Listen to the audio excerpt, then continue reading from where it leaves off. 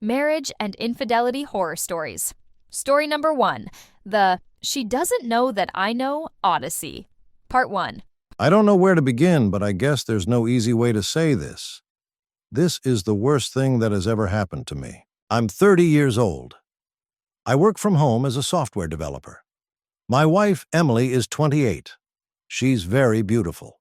She's a hair and makeup artist. She's incredibly talented at what she does. She mostly works with brides and bridal parties, but over the last couple of years, her career has really taken off. A lot of that success is thanks to John, who owns a really popular local wedding venue. John has been a huge connection for her. Through him, she's gotten work with photographers, local advertising agencies, and even a few small modeling gigs. She's even modeled in some local ads herself. John's in his 40s, married with 3 kids, and his wife is very pretty for a mom of 3. I guess I get it, though. My wife is younger and way better looking. Our marriage has been great as far as I know. Emily and I have been together since high school. We're still best friends. We have regular date nights, an active and exciting sex life, and she's always been thoughtful and caring. I never doubted her love for me. That's why this blindsided me. A week ago, I was working from home, and I heard an email notification from my wife's laptop, which was plugged in for charging. She had logged into it before going to the gym, and she doesn't like her computer locking automatically when she leaves it alone. She forgot to lock it before leaving it. I saw the email preview notification from John, and it looked fishy, so I opened it. It wasn't romantic. It wasn't even sexual. It was logistical. A time, a place, and some comment about keeping things discreet. But it was the last line that floored me. "You're incredible. I can't stop thinking about last night." I thought about last night. She came home late, said she'd had a long shoot with a photographer, and we had dinner together like everything was fine. Normal. I scrolled back through her messages and emails. Most of it was mundane, work-related, professional. But sprinkled throughout were little hints, things that didn't sit right. John saying she looked beyond stunning at an event. Emily thanking him, but keeping it neutral. Nothing about love, nothing about feelings, but it was clear something was happening. Then I read an email about booking a hotel for them both in town. It said it was the usual place. I felt like I'd been punched in the chest. I started panicking about it and went online, looking for information about cheating. I read about the red flags and thought about the ones she showed. Emily's work schedule had gotten a bit more unpredictable over the last few months.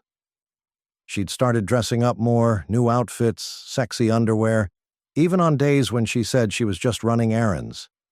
She was grooming more down there. But I thought she was doing it for me.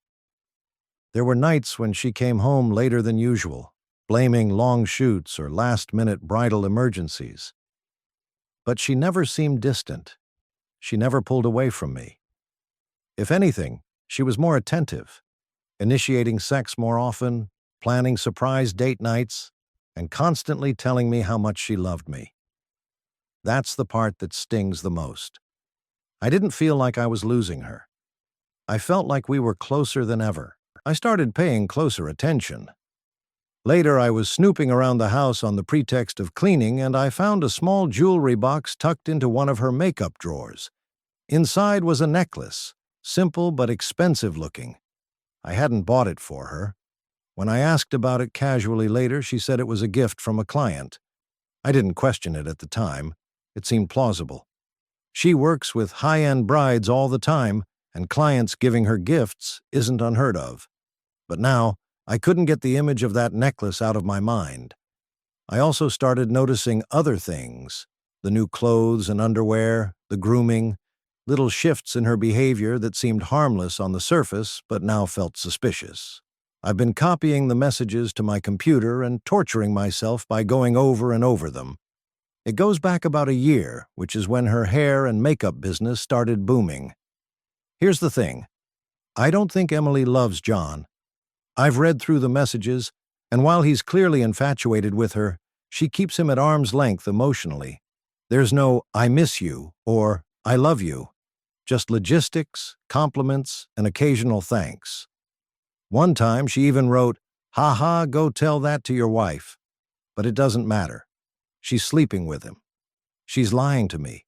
And I don't know how to process that. I haven't confronted her yet. I don't even know how to start that conversation. I keep telling myself I need more proof, but maybe I'm just delaying the inevitable. All I know is that the woman I thought I knew, the woman I married, seems to be fucking another guy. If I confront her, she's going to deny it either way, right? I know I should probably just sit down and talk with her, but then that would clue her in, right? I Googled it, and we live in an at-fault state. We don't have kids. So if I divorce and I have proof of her cheating, she won't get any spousal support. Also, couldn't she just make up terrible shit that I did to her in order to control the narrative with our families? I mean, I don't think she'd do that, but I didn't think she'd cheat on me either. It's late, and I'm drunk. I'll check out what Reddit has to say about it, but I just want to go pass out and hear any recommendations from people who have been through this. I mean, it doesn't seem like she loves him, but does that even matter at this point if she's cheating on me?